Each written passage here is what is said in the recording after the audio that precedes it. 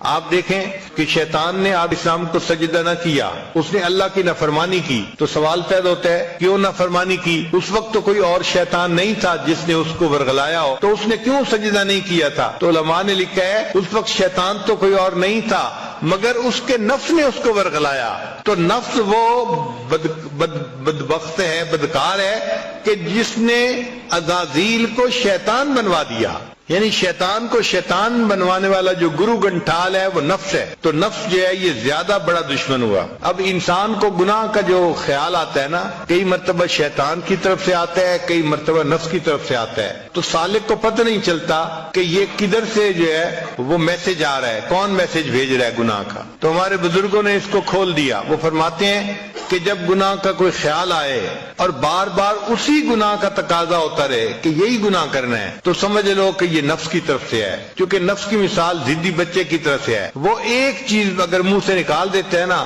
تو کہتے ہیں کہ بس مجھے وہی چاہیے، مجھے وہی چاہیے۔ تو نفس بھی اسی طرح ہے کہ ایک مرتبہ جو خیال آ گیا گناہ کا، یہ بار بار اسی خیال کے اوپر وہی خیال دل میں لاتا رہتا ہے۔ اور اگر شیطان کسی کے دل میں گناہ کا خیال ڈالے اور بندہ اس کو رد کرے تو شیطان اس گناہ پہ جمع نہیں رہتا، یہ پھر دوسری آپشن بھیج دیتا ہے، اچھا یہ نہیں ہو سکتا تو چلو یہ کر لیں، اچھا یہ نہیں ہوتا تو چلو یہ کر لیں، دوسری آپشن، تیسری آپشن، چوتھی آپشن۔ مقصد اس کا یہ ہے کہ کہیں نہ کہیں گناہ کی تشکیل ہو جائے اس کی، اگر ایک میں نہیں ہوتی تو دوسرے میں، نہیں ہوتی تو تیسرے میں۔ تو اگر آپ کے ذہن میں گناہ کا خیال آئے اور آپ اس کو روکیں اور روکنے پر گناہ کی آپشن نئی سے نئی آتی رہے تو آپ سمجھ جائیں کہ یہ میسج شیطان بدبخت بھیج رہا ہے۔ اور اگر اسی گناہ ہی کا ذہن کے اندر جو ہے وہ خیال رہے تو آپ سمجھ لیں کہ یہ میرا نفس ہے جو میرے ساتھ مکاری کر رہا ہے۔ اسلام کی آفت نفس کی خواہشات ہیں۔